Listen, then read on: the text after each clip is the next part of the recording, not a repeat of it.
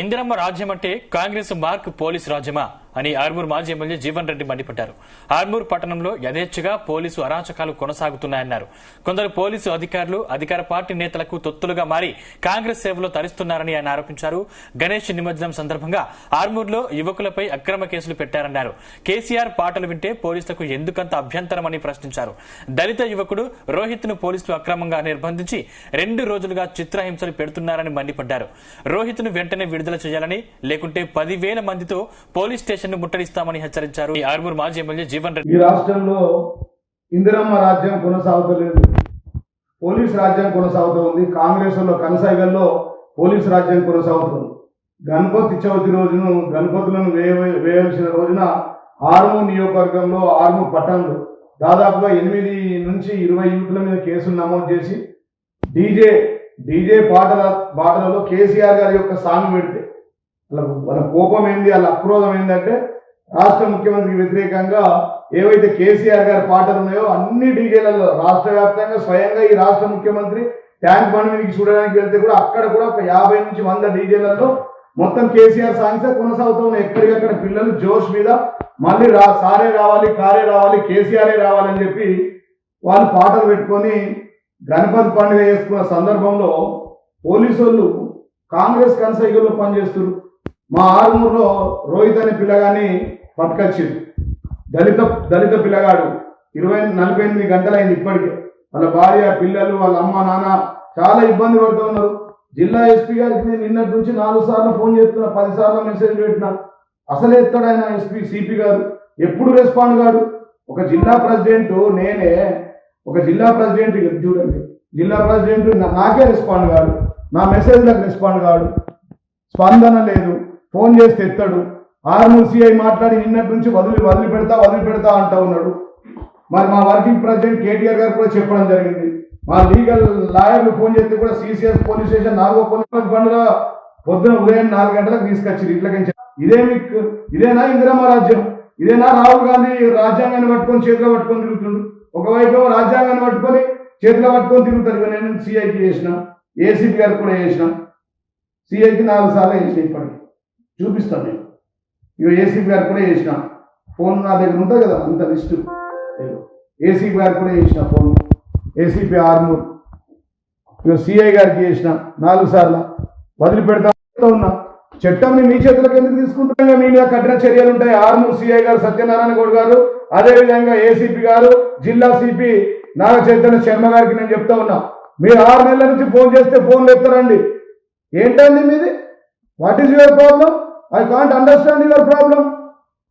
మీరు దళితుల్ని తీసుకొచ్చి 48 గంటలు సిసిఎస్ లో పెట్టి వాళ్ళని హింస పెట్టుకుంటా మీరు అరెస్ట్ చూపియండి. లేకపోతే 100% ఏబిఎస్ కార్పస్ మీ దగ్గర, మీ ద్వారా మేము కోర్టుకు సిపి గారు, ఏసీపీ గారు, సిఐ గారు అంటే కొడతావా? పోలీస్ స్టేషన్లో పెట్టి ఒక దళితుల్ని పట్టుకొని కొడతావా? తప్పుడు కేసులు పెడుతురు, అక్రమ కేసులు పెడుతురు. గణపతి పండుగలో ఏముంటాయండి చేసులు? పిల్లగాళ్ళు జోష్లా ఎగురుతారు, పాటలు పెట్టుకుంటారు. కేసీఆర్ గారు పాటలు పెట్టుకుంటారు, బరాబర్ పెట్టుకుంటాం, రోజు పెట్టుకుంటాం. డీజేలు బంద్ చేయడానికి ఏందండి మీరు డీజేలు? గణపతి పండుగలు ఇప్పుడు కొత్తగా వచ్చినాయా? కాంగ్రెస్ రాజ్యం ఇప్పుడు కొత్తగా మీ పాలనలో గణపతులు వచ్చినాయా? ఏళ్ల తరబడి నుంచి గణపతుల పండుగలు కొనసాగుతూనే ఉన్నాయి. మీరు ఇట్లా ఖచ్చితంగా నేను చెప్తాను, ఇంకో గంటల కనుక వదిలిపెట్టబోయే సిపి గారు మీ మీద యాక్షన్ తీసుకుంటాం. ఏబిఎస్ కార్పస్ ఫైల్ చేస్తాం హైకోర్టులో. 48 గంటలు మీరు అరెస్ట్ షోయింగ్ చేస్తలేరు.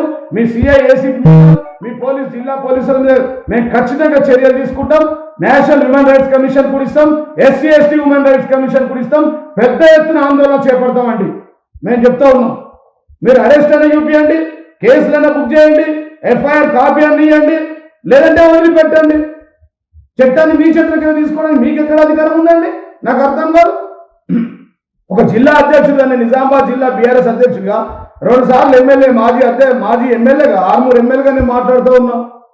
ఇది మంచి పద్ధతి కాదండి. మీ పేర్లన్నీ మళ్ళీ మీరు ఈయనే ఉండాలి పోస్టింగ్లలో. నువ్వు మళ్ళీ ఇంకో దగ్గర సిపి చేయాలా, ఇంకో దగ్గర ఐజీ చేయాలా, సిఐఎస్ ఏసీపీగా ప్రమోషన్ పోవాలి. ఇదే రాష్ట్రం ఉంటారు కదండి. మీ అందరికి కూడా పింక్ బుక్ లో లేకపోతే మీ పేర్లు Armoor CI, Armoor ACP, Nizamabad CP, Nizamabad DCP. ఏదో మంత్రి దిక్కులేడు, జిల్లాకు ఓ మనిషి దిక్కులేడు. 2 ఏళ్ల కాలం అయిపోయింది. మంత్రి అని సీఎం గారికి చేతనైతే లేదు. జిల్లాకు ఒక మంత్రిని వాడండి. ఇట్లాంటి ఈ పోలీస్ పాలన ఏందండి? నిర్బంధ పాలన. ఇది ఇందిరమ్మ రాజ్యం కాదు, ఇది హింసా రాజ్యం.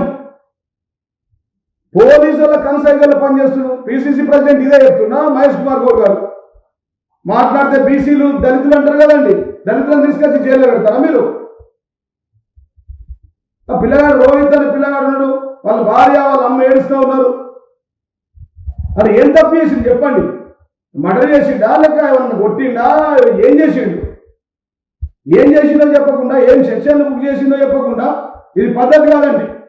మా ఆర్ఎస్ ప్రవీణ్ కుమార్ గారు కూడా చెప్పారు చాలా అన్యాయం అన్నారు. వారు కూడా స్పందించారు. వారు కూడా ఫోన్ చేసి ఎత్తుతలేరు సిపి గారు.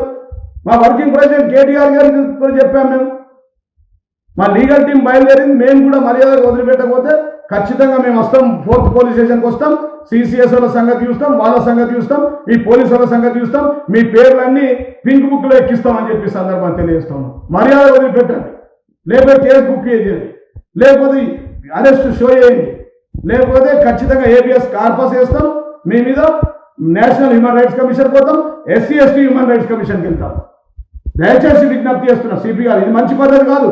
మీరు మార్చుకోండి. మీరు ఎవరు ఫోన్ ఎత్తారు? జిల్లాలో మంచి ఉంటుంది చెడు ఉంటుంది, నాకే ప్రమాదం వస్తుంది. ఎవరు నన్ను కొట్టడానికి వస్తారు, నా మీద దాడి చేయడానికి వస్తారు, మీరు ఎత్తారా?